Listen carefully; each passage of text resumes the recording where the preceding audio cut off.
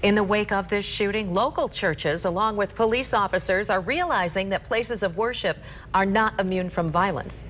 And although rare, church members are training for the unthinkable.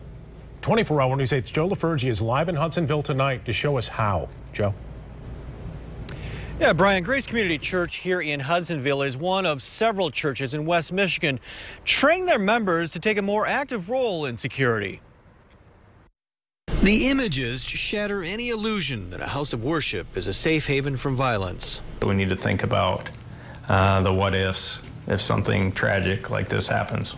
Members of Grace Community Church in Hudsonville are among over 500 members from various congregations throughout the area taking part in a security program offered by the Ottawa County Sheriff's Department.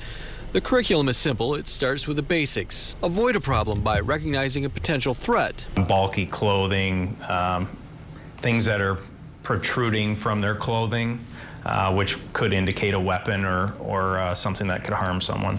That's followed by ways to secure members of the church from the threat, something as simple as locking doors or moving to a safer area. And if all else fails, the class teaches the best way to defend against the threat.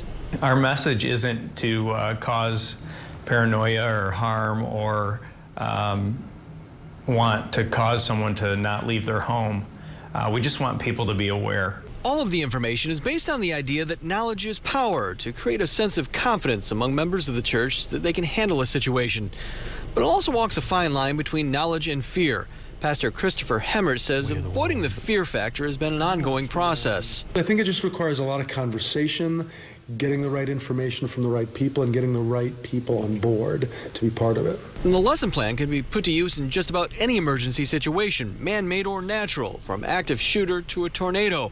Pastor Hemmert says the program has also helped to create an additional fellowship among those members who are part of the church's security team. It's brought in a whole segment of people with gifts, skills, and passions into service in the life of the church that previously didn't see an outlet for that.